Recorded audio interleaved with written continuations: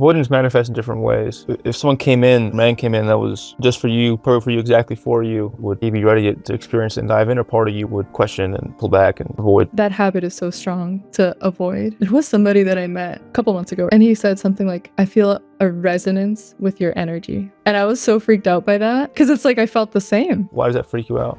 I have that fear that's like a person might find out that I'm not really good. I think my perfectionist tendencies are really intense. We can go deeper here. So tell me that you're afraid that someone sees you have a capacity to not be an angel. It's like the person's gonna see that I don't have my life together. It sounds like you're a human being.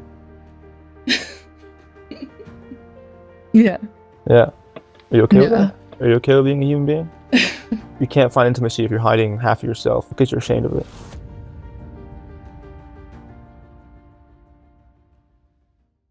Hello, everyone. Welcome to a new episode of the New Age Sage podcast. Today with my guest, Fabiola Zirino. Fabiola is in her heart looking for something that I believe most women say they want, which is a respectful, reciprocal, loving relationship rooted in depth and towards building something amazing for both of them. However, I believe that most women say they want this, but they don't actually look within or do what it takes to get to that level. And I see someone here in front of me who is actively doing those things. So to begin with, give us some little insight and context here as to, what experiences have you had past? Not so great. I imagine, considering, this is what you so deeply want, which is, what happened before this place you're in now? Why weren't those previous relationships meeting that standard? Yeah. So, I definitely, you know what? When we frame it this way, I think there was a subconscious part of me that just wanted to be loved, just wanted maybe even someone to talk to. And I fell into a relationship with someone who actually was like a family friend and really close. And it's really interesting because I feel like I really loved that person. Um, but we had all kinds of unconscious patterns that after a while I realized those were not what I wanted. When you say fall into a relationship, what does that mean exactly? Like it just happened. It wasn't something that you really took consciously. You kind of just got feelings for someone and then let it play out and happen. What do you mean by that? You just fell into it. Well, it's like I wanted a relationship for sure. How old were you at this point? What take me back? It was like probably like 30, maybe 29. Okay. It was recent. Okay. All right. Cool. I'm still young, but yeah. And I had been going to therapy, and I've been talking with my therapist about dating, and she recommended a book. I think it's called, I can't remember what the book's called right now, but it's basically like, if you want to be married and if you want a family, this is how you do it. Yeah. So I'm like following the steps in the book. Like I feel like I learned about feminine energy, and I learned that I'm not the one to be taking action initially, which is different than how I was before. Okay. So what went wrong in this experience? Like when you're looking back now, what were the lessons there? In the sense of what dynamics were happening? What about it were you just like, I don't want to experience this? I was bothered by his drinking. So that was something that was happening regularly. And that brought up so much anxiety in me that I realized that I don't want this. There was also like breach of trust. Like I felt like over time the trust was like eroded with this person. And yeah, it just came to a point where I was like, I can't. I'm over it. That was the words I think I said. It's like, I'm over it. I don't want this in my life. Like, I can't handle it. So I had to cut it off, it felt very like sudden. But I feel like that was like the best way. And it was basically like no contact. Mm-hmm. I felt like that was the best way for me to like get the space that I needed in order to truly look inward and heal and look at myself. How was it making that decision for you? Was it difficult? Was it easy? Was it, I think a lot of women just stay in that, it's a common pattern. They are so, I don't know, afraid or just not wanting to have that difficult situation, going alone, starting fresh, entering the era where they're alone and they're going to have to be more picky and find someone better and disappoint him and upset him. What was it difficult for you making that call? Super hard. The hardest thing ever. Hardest thing Probably ever. the What? hard. Okay, why was it It so was hard? hardest.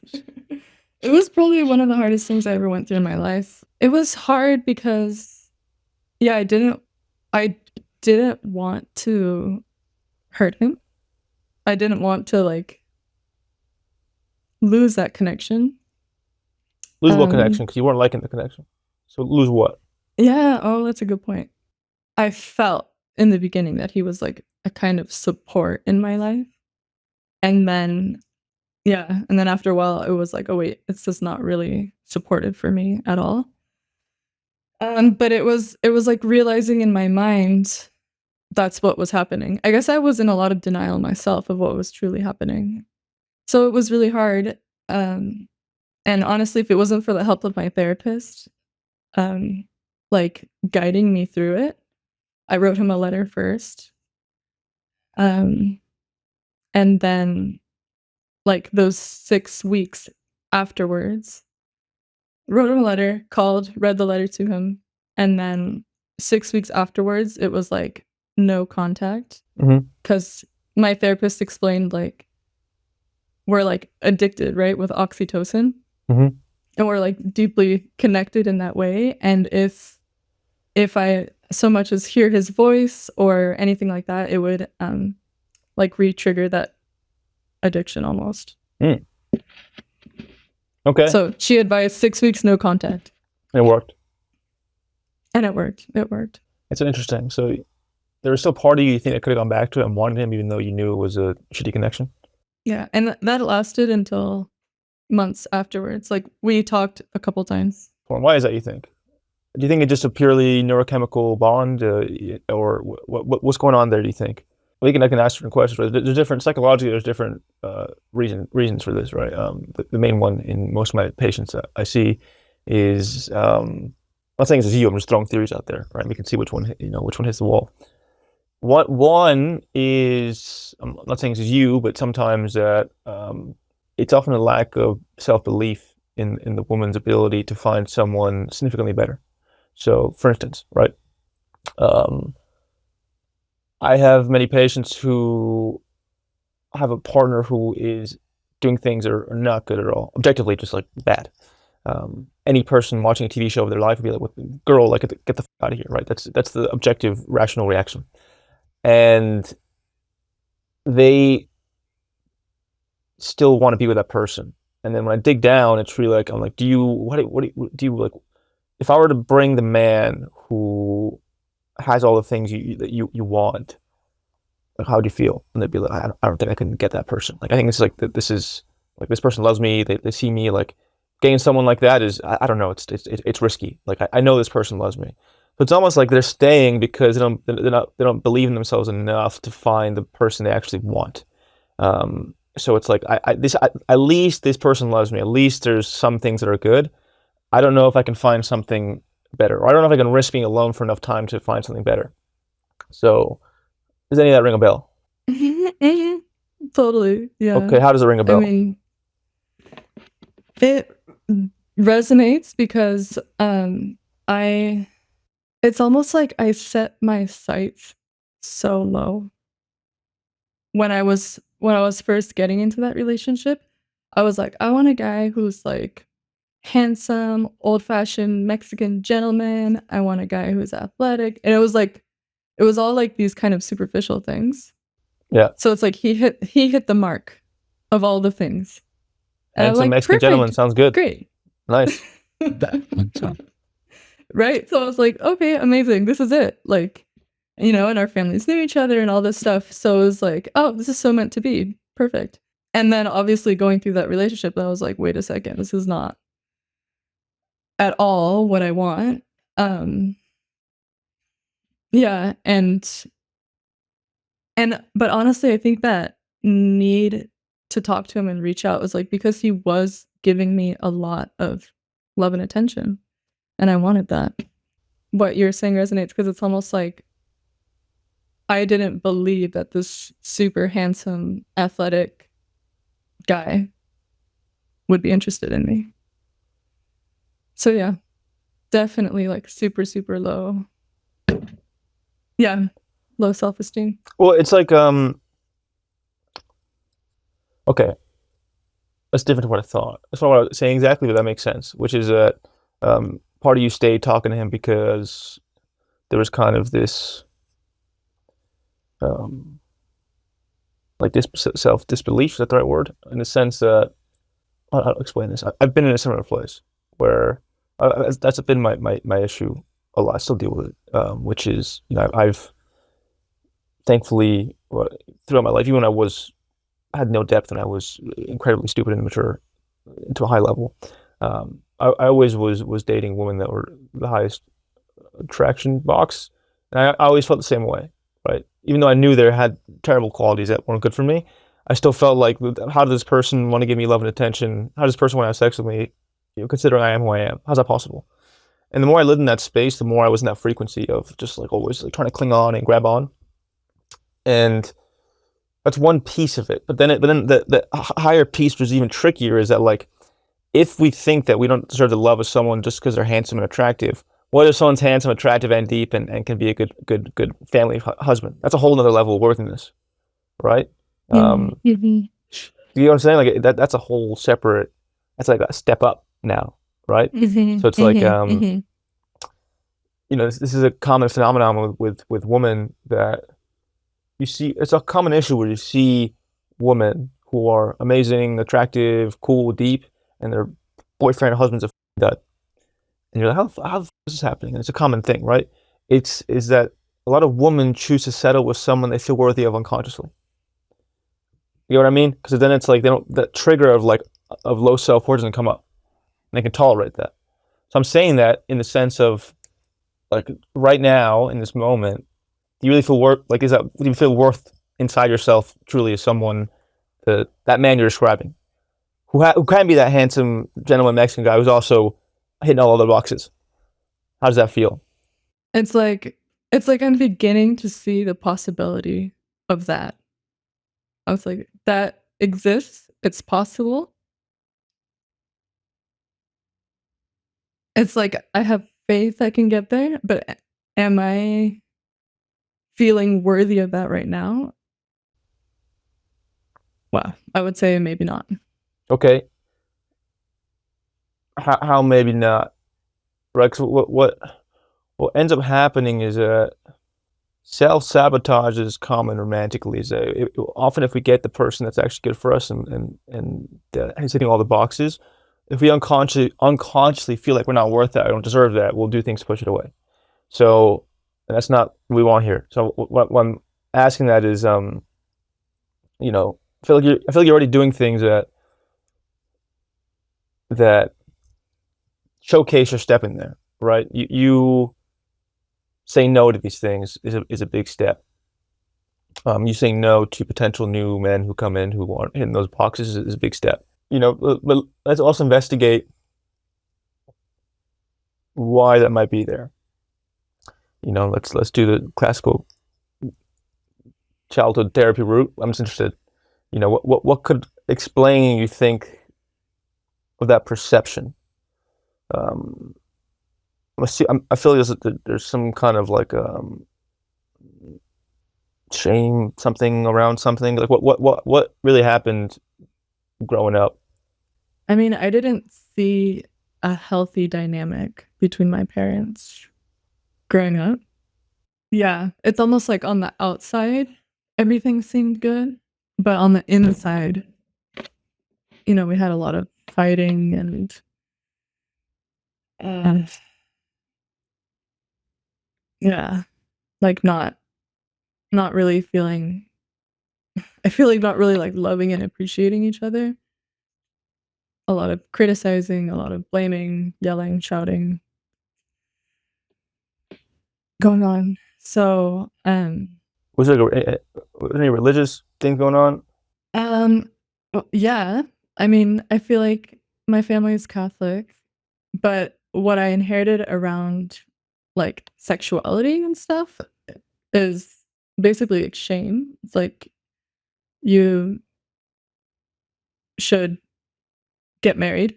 It's like the beliefs that I grew up with was like, you just find your one person, you get married, and you have a baby, and you stick with that person for the rest of your life. Um, and dating around was not a thing, like, it was just like that's, like, how it was talked about in my home growing up. Um, so yeah, so it's like it's not like I didn't have a lot of resources of learning or, like, role models uh to guide me in healthy ways in relationships. Growing up, how did you relate to that sexual desire? You felt that attraction towards a man, or what was that experience like? I I feel like it was very, very suppressed, very just, like, hidden. Um, yeah, it's almost like when I was much younger, I feel like I was, like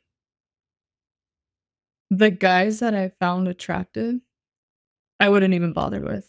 So it's like I would date guys that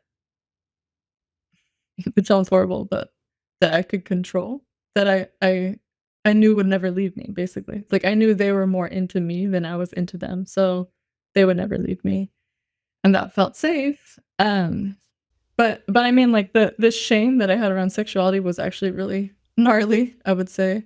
Like, I think the first time I had sex, I was completely drunk. Hmm. So it's like I wasn't really conscious. We were Yeah. both completely drunk, not conscious. And then after that, I remember, and this is with like my high school boyfriend. Hmm.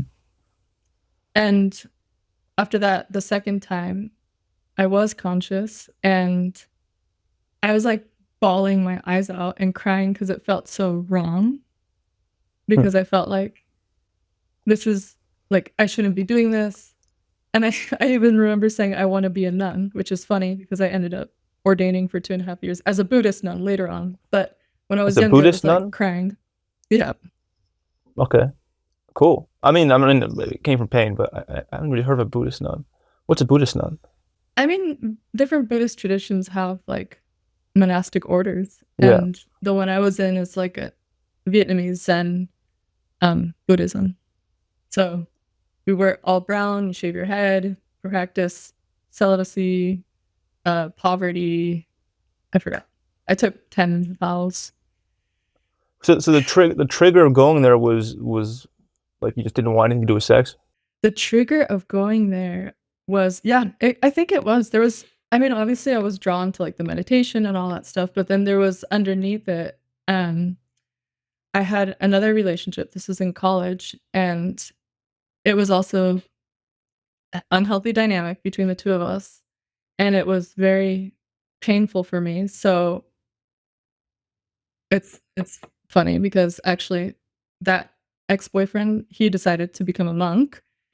So he went into the monastic order, and I didn't decide I want to become a nun because he made that decision, but it was like it seemed to solve all my problems at the time. It was like, I don't wanna have to deal with relationships, this is too much. Um, yeah. So it's like I'll devote my life to a spiritual path, and I've always had that dichotomy in my mind of, like, spiritual path versus, like, family life. Okay, no, this is interesting. So the because I often have that. I've had those moments where you know I am in real life. Like I say this honestly. I truly don't give a fuck about 99% of things. I don't. You can tell me to walk up to a stranger and say the most foul thing. I could do it without hesitation. I'm not really attached to many things at all. But then when it comes to family stuff, I'm good. But when it comes to relationships, it was so painful, so much suffering. My instinct Mm, was like mhm. this. I just wanted to go be a monk. Like I can't. Like I just like just breathing and being enlightened. That it sounds easier than dealing with a woman. That's what I thought. I was like Mm, this, and then mhm. thank God. I have a, I've been, I have a guru who's helped me for a long time and taught me everything I know. And he told me, like, you didn't come here to be a monk in the sense of, you're here to find enlightenment in the fire. You're here to find transcendence in the middle of the storm. If you can master, Buddhist monk mentality in a relationship full of sexual polarity and the most beautiful woman you can imagine, and you're staying in her emotional fluctuations and her issues, and then who's the real monk? I'm just saying that story is it makes sense to me. Like, you pulled the trigger on what I wanted to do, and that's an interesting Mhm. thing to do. So what was it about the relationship that made you go to that level? What was it like? What in it? Because that's be a lot of pain for you to go want to be a monk or not. Like, Mhm. that's a Mhm. big shot to call. Was it Mhm. was it the sexual piece? What is it really that made you jump on that train? Man, I feel like there's just so many things. One was like I it's almost like I had no ambition for my life at that point. So I following like the programs, it's like, yeah, I moved to Switzerland with him because he got a job in Switzerland and I was living there, and I felt like I had zero freedom. So it's like, yeah, like I just remember like he had a lot of rage. I had no idea how to deal with it. I also was kind of controlling, I would say. Um, so that dynamic was so painful. Like, also, like, fear of getting pregnant and then not knowing if I wanted to have that child at that time, all that stuff. So what was your relationship to sex at that point? Was that it would just happen and you feel like weird about it or ashamed about it, or what was the relationship like at that point? It was like there's a part of me that wanted it, and I had no idea what I wanted. So it's like it was just about like pleasing him, and I thought through pleasing him, that's how I would get my pleasure as well. Obviously, that's not true for me right now. Okay, so you went in your nun years. You did that. And how long ago was this? That was I went in to the monastery in 2016, and then I left in 2020. So it took a couple years Wow. to get to the point of ordaining. So I ended up spending 4.5 years there. Wow. Okay. We should have started there. Wow, that's a okay. 40 years there. What'd you learn? Oh my god. What did I learn? I mean, I feel like by the end, that time was probably the most transformational for me in my life. I learned um, how to advocate for myself. It's like I got to a point where I was so broken down. I also was like following the schedule, trying to do everything right, right? Um, Perfectionist tendencies, but um, I feel like I learned, and probably the reason why I left too was like I have gifts that I'm meant to be using on this planet, and I want to use them. I want to be able to like make my own choices, have my own sovereignty. Um, Basically that's it. Liberation and freedom was like a huge motivation for me for leaving. It's like I had to get to the point of having such a lack of personal freedom in order to realize that. Yeah. Do you learn any cool meditation tricks? That like what did it serve any good? I Like, but mean, beyond. it, it was amazing. All of everything that I learned about Dharma is like deeply implanted into my mind, and it's like part of my being. So, Hmm. Okay, so you leave yeah. there, enlightened, and you. How does that affect your romantic life then? Like, what happens from there? Did you like go straight to, like, I mean, sorry that sounds vulgar, but like I need sexual validation. I can't do this nun shit anymore. Like, what was that experience like to go from that level of celibate renunciation to entering the crazy world we live in? Well, it's funny because I was already looking up, like, secretly in my free time, going to the computer room, looking up, like, conscious sexuality while I was there. So it's like I had this desire to, like, express my sexuality in a healthy way, in a way that, like, felt good for me. So I started reading so when I left, I started reading all kinds of, like, uh, feminine sexuality books, which was amazing, but it took, like I can't even remember how long, 2020 until probably a couple years before I actually, like, dated someone and slept with that person for the first Was it a time. couple? Was it a So, couple years? You said. yeah, couple What? years. Why is that? I mean, Um, I mean, advocating for or against that. I'm saying, what? Why was that? it was too scary.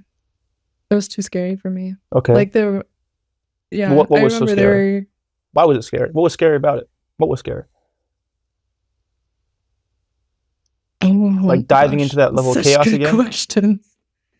Yeah, yeah. Was it diving into level of chaos or having to face all those things you're running away from? What was it exactly? I mean, it's probably facing I would say that that shame. I think that shame was a big piece. What was the shame exactly? What was it telling you? What were you believing about yourself? Um, oh my god, it's gonna sound horrible, but this is literally the words that would come to mind, that I'm a whore, that I'm a slut, A whore and a slut for what?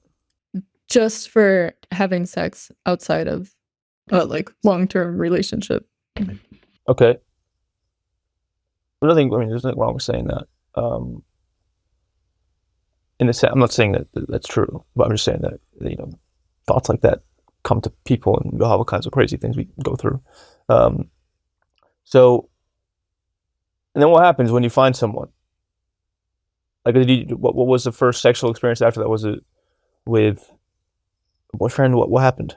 Oh man, that's something that I actually haven't talked about a lot. It was with a person that I was dating for, like, 2 months, and it's almost like I was I was trying to tell him what I wanted. It's like I was trying to apply what I was reading in these, like, feminine liberation books. Didn't come across, or I don't know, like, it just ended up being, like, he wanted sex all the time. I wasn't comfortable with it or comfortable with saying no. So it just ended up recreating the same dynamic of, like, me not being able to say no and getting into things that I wasn't comfortable with. And how do you feel after that? So horrible. Okay. And how'd that end? Why'd that end? I can't remember actually, like, what thing triggered it, but it just was, like, me realizing, like, this is not a healthy dynamic. Um, like, his sexual needs are way too much, and I can't be there to fulfill them all the time, and, um, yeah, and I broke up with him. Okay. And then I'm just trying to trace some kind of timeline here so I can bring us back to the present moment now. And then from there, what age is that now?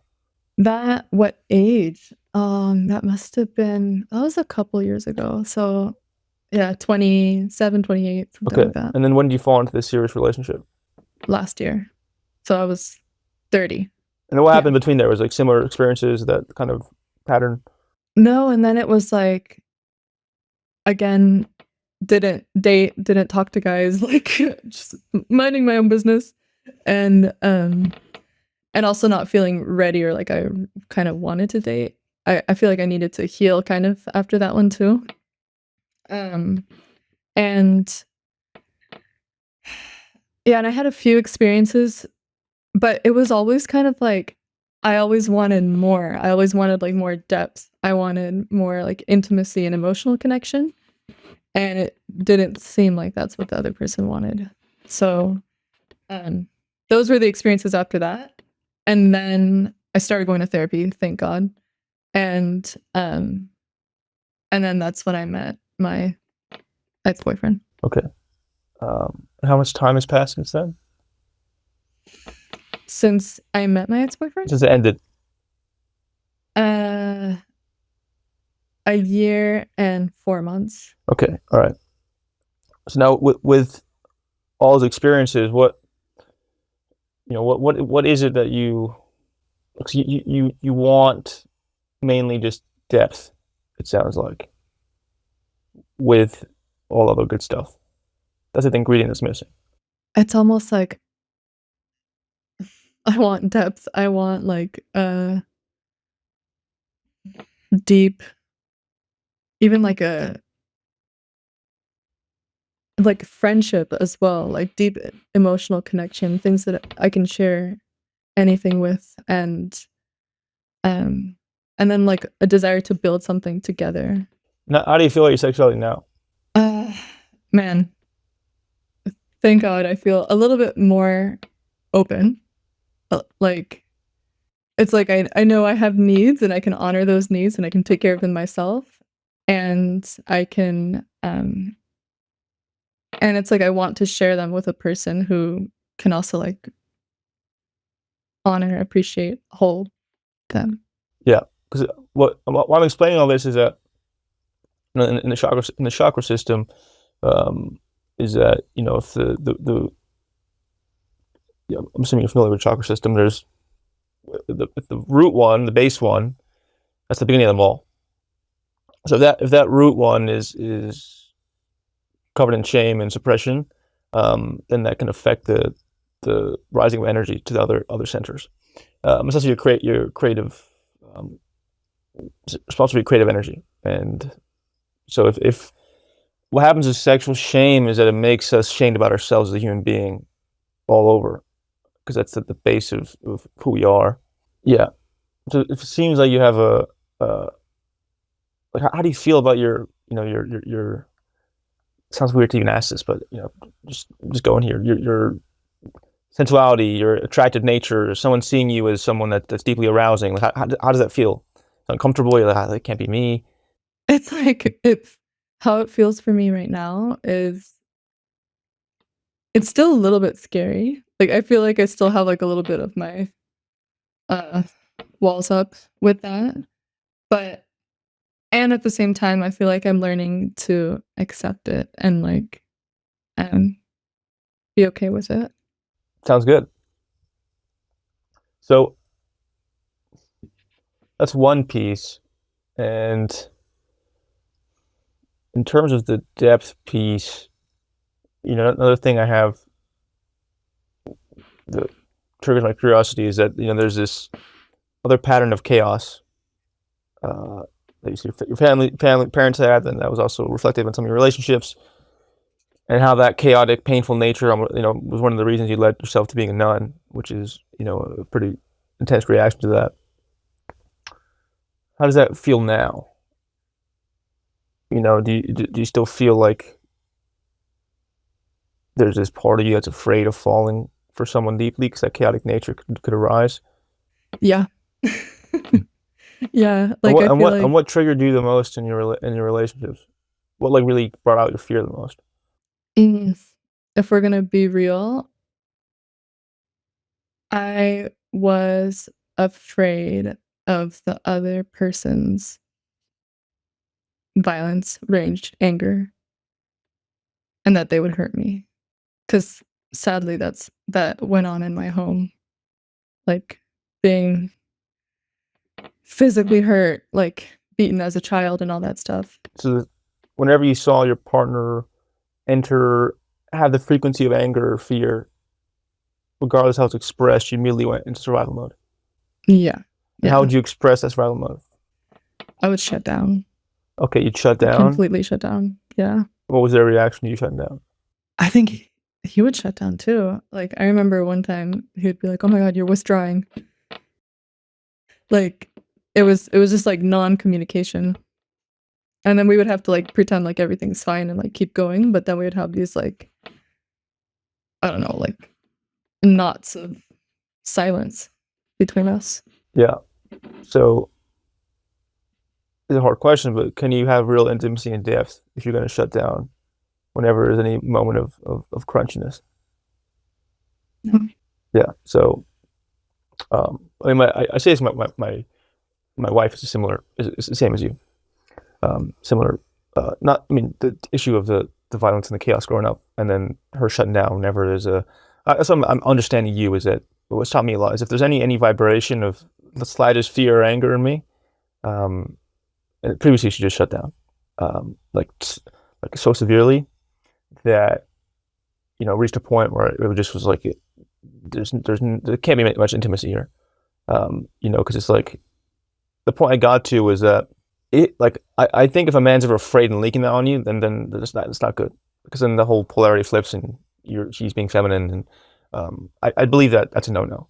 But if there's like no space for me to be slightly annoyed or frustrated, then it just leads to a shutdown.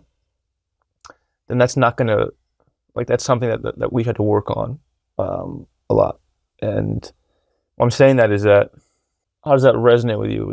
If like you think you're at a place where you could like handle disagreement or slight frustration without shutting down, because it's like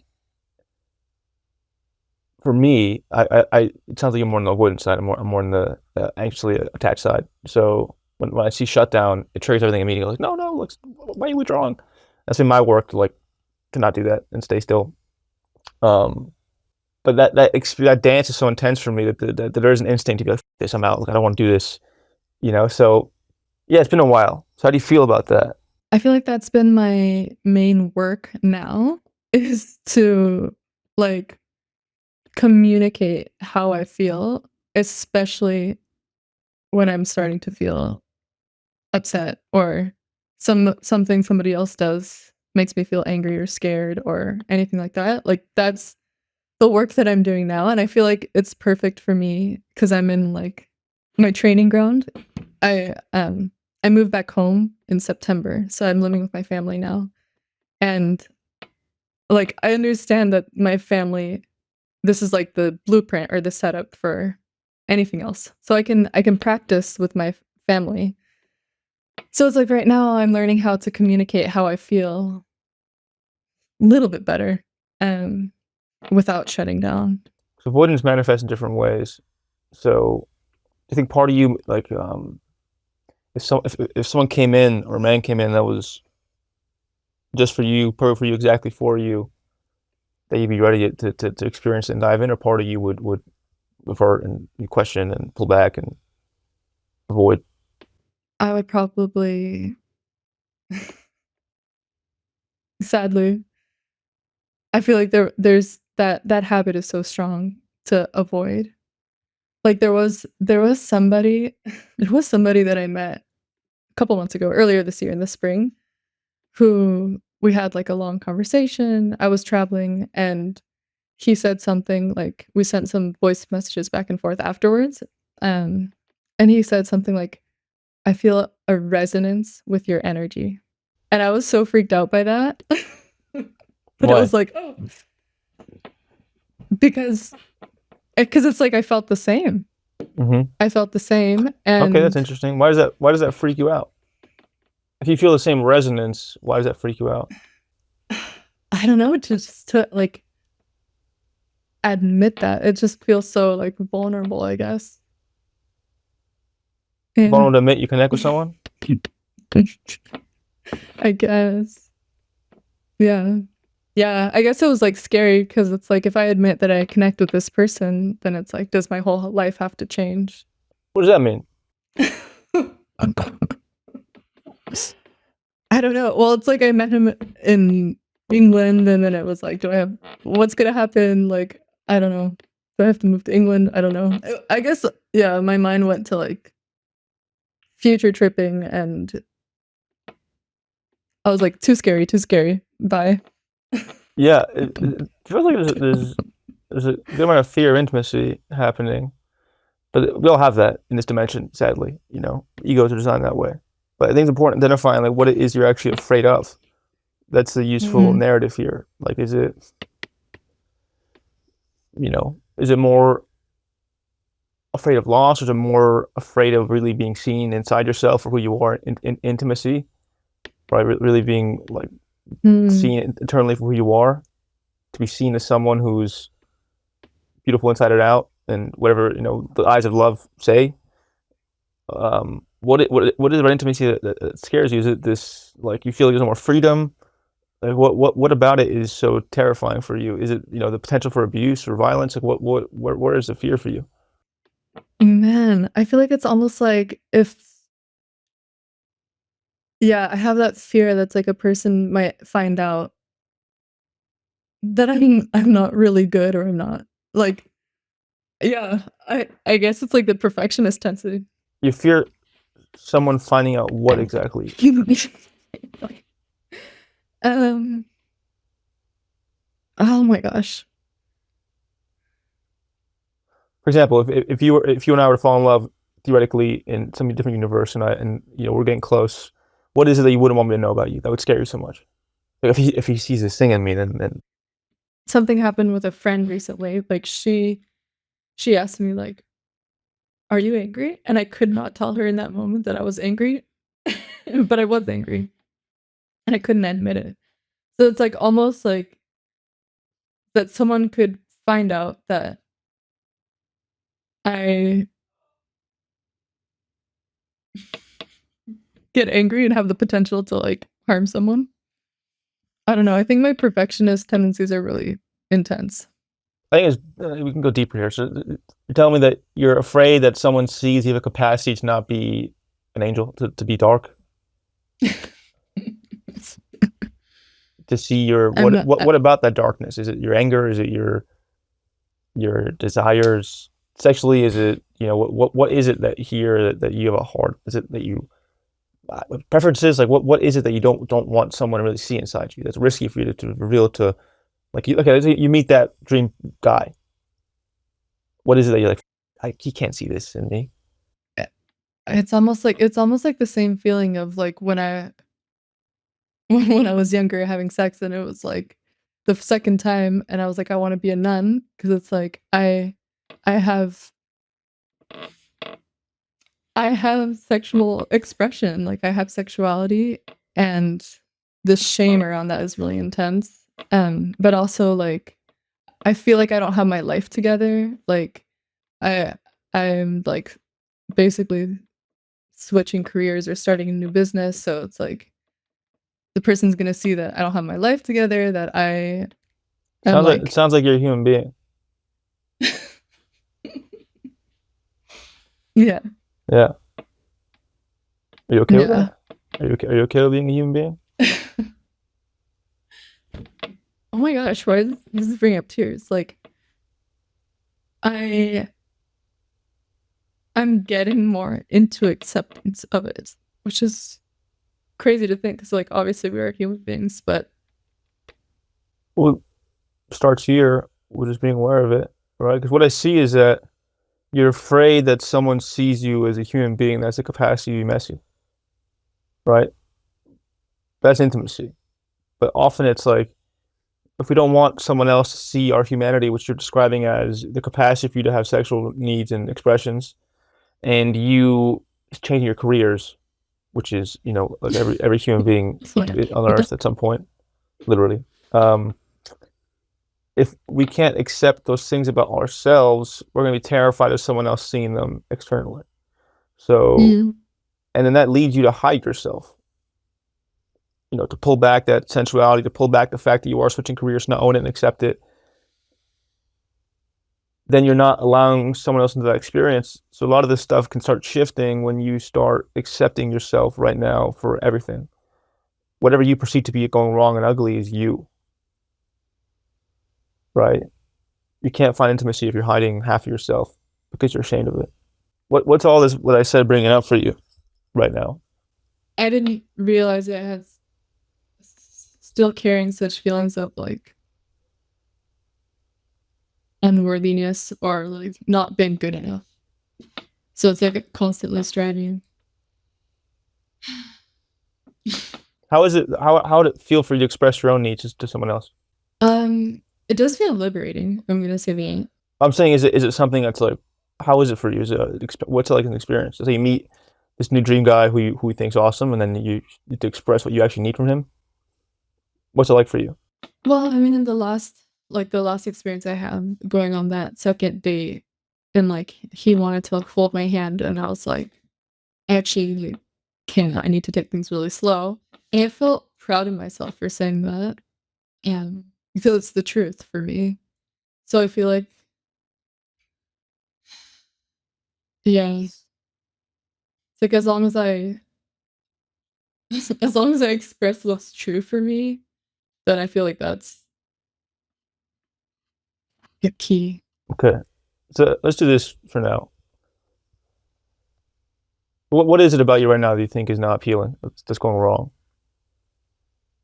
Like when you look inside yourself and you're like, I wish this wasn't the way it was. I don't want to bring this to the table in a relationship. What is it? Mm.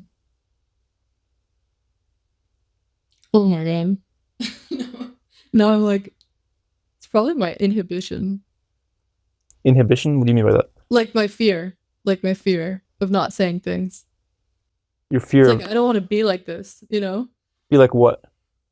Like inhibited, like not being able to express myself. And it's almost like not being able to stand up for what I believe in, advocate for myself. Okay, there's that, which we'll expand on. What about you in your life right now? Right? Because what you said before was that you're switching careers and you have certain sexual desires, and that makes you don't want someone to see that. What else about your life right now is it tough for you to accept and bring to the table? I feel like the fact that I live with my family right now kind of makes it hard for me to like feel like free into it with someone. Okay. What else? I feel like my mind is drawing a blank right now. That's cool. That's fine. Right? We can work from there. That's all right. What I'm saying that is that like I'm just our minds can convince us that these things are so unlovable, so awful that who the f- want to meet us there, right? So you're saying is that you're incapacitated to speak up for yourself and what you want and what bothers you, and the fact that you live at home is something that causes shame that you think someone else wouldn't want in you. Um, that's all not true at all.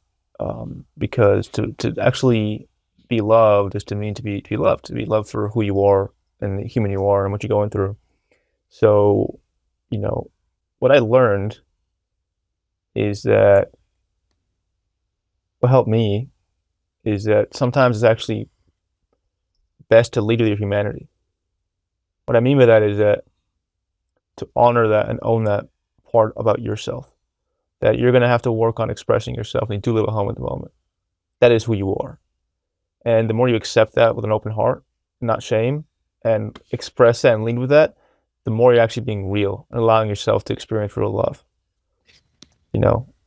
And me, I played the game of hiding the things I didn't like with myself for a long time and hoping that someone else wouldn't see them. And when I just stopped doing that shit, I led with who I am. Within day one of my relationship, of my marriage, I literally said, "Hey, I'm an ex serious drug addict. My mom died recently. I'm still working through a lot of shit, but I believe that I can still be. I believe I'm still good enough or strong enough to make this work. I believe in myself enough to work through these things." And the vibration of that was real. There was no shame anymore. How does that feel? I'm not saying you should boast about what's going on, but I'm saying that there's an energetic signal issue if you're Mm. leading with parts of yourself hidden, And because then you're not. Then there's going to be intimacy issues you don't want to be seen into. I mean, so it's like I feel like I are there parts of myself that I'm still hiding, like, and that I'm ashamed of? And I feel like, do I have the confidence to be able to what did you say at the end? You said something really good. It's like, you feel like you have the confidence to be able to, like, show up in a relationship or something like that? Yeah, I don't know. It's like I feel like I have the confidence because it's like I do work on myself and I do intend to grow in my life. So I have the confidence that it's possible, Yeah. So what helped but me is that like what I told my wife from day one, and I still tell her, which is that like I'm definitely not perfect at all. I will never try to be, and that's not who I am. What I am is someone who, when I make a mistake, when I do something out of alignment, I'll correct it. I'll work on it. That's what I can guarantee. And that's a Mm, way different mm, game. That's actually feasible and there's not much pressure on you. So I'm saying like I can guarantee you I'm not perfect. I can guarantee you things will come up in me that are not good. I can also mm, guarantee you that I'll actively work on them and change them. mm. Is that something you could do? Yes. That's more than 99% of people, right? It's actually in trying to be perfect that we Wow. don't look at those things. Mm, mm, So when you mhm. accept yourself as a human who isn't perfect, who has things that aren't great, that's everyone, unless you're a psychopath or narcissist or someone who's just completely denying who you are. What better is there to guarantee that I'll work on the things that can cause issues? Yeah. I guess I've It seems never like like it seems like you're trying to like win people over to your perfection,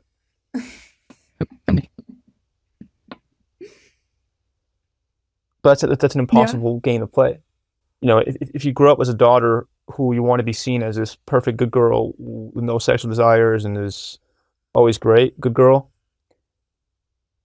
then it becomes very hard to express your messiness, your humanity, and be seen for that. But now you're an adult, and I can guarantee you that the right man will love your messiness. Wow. It's just like stop trying to be so perfect. Yeah, I gotta say, expressing my messiness is really hard. Really, really hard for me. It starts with you. Like, can you give yourself the grace to be a human? It feels like I can give myself the grace to be a human in my daily life, but I feel like what you said, like in a partnership, that's like a whole nother level. Yeah, what was the consequence of you growing up? If you know, it was probably the end of the world if like you were seen as a messy girl with sexual desires, right? Yeah. Okay, Yeah. that's the wounding. Is you trying to control your image externally Mm. of the image of a girl, perfect, but then we can't really experience intimacy. Which means that if you invite in someone, what ends up happening is if you follow this route, you invite in someone who has all the good traits, is a good man, is everything great, but you're gonna be so terrified of showing who you really are that you either hide or you end up pushing it away. So I'm saying is that you know that this new era for you, which is an era recommended for all women, is to lose the perfection shit and honor your humanity, honor the wild in you, honor the quirks in you, because then you're really honoring you. And if I could tell you the most attractive thing in the world for man and woman, is realness. You know, put it the other way. You know, if you could tell a man was real, owning his shit, knew who he was, good and bad, had no shame about it, versus you could tell a guy's putting on an image of the nice guy to hide those parts of him. What's more attractive? What's more pulling? The real guy, of course. It's the same for women, exactly the same. Mm. Any questions or anything about any of this? Just how it pertains to you, how to practice it, or anything? What was if any questions at all? Nothing. You need any. I guess like I'm like my mind is so practical. I'm like, okay, so what do I need to do? I need to write a list of my quirks, like Yeah. like, She asked me how do you actually put this into practice? yeah, yeah. Um, it begins with you.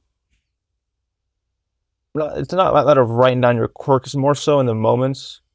The real work's done in the moments where you are stuck in a place of self-hatred, self-judgment, self-shame, and then giving yourself the grace in that moment to be love, right? And Mm. the more a woman really allows herself to feel her heart in her moments of imperfection and give herself that grace, the more she really heals herself. So it begins there. So the more you start seeing yourself and accepting those parts of yourself, the more you allow someone else to accept them and see them externally. This is an inside out game. Is the more we love and accept those parts of ourselves, the more we're going to allow someone else to do the same for us, and then the more we actually experience intimacy. So it's almost like look for those moments if I can. Be consciously aware of those moments where I'm in shame or self hatred. Yeah, or moments that like you're on a date or you're with someone and you want to hide something about yourself, put on an image, like you're blocking your realness. It's like when you feel yourself like blocking your authenticity.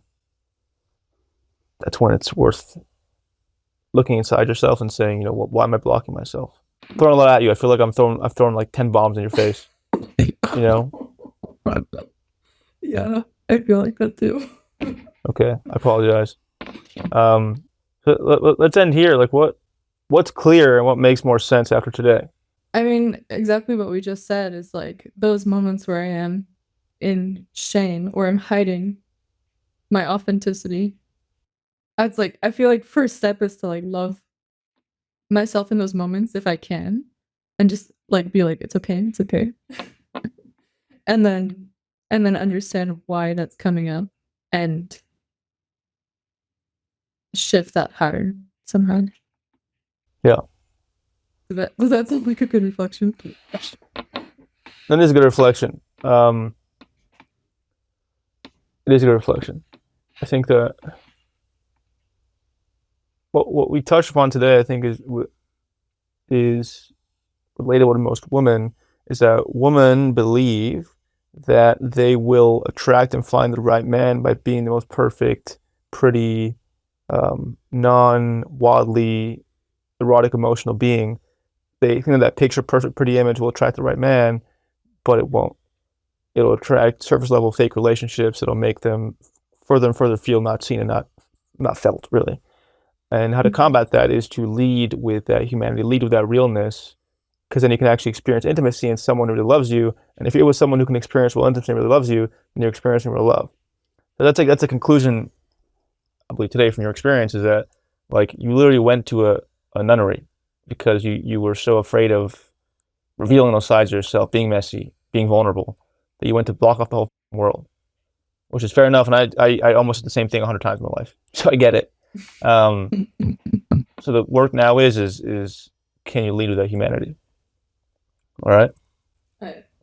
Yeah, I'm like I got my homework. Great. That's perfect.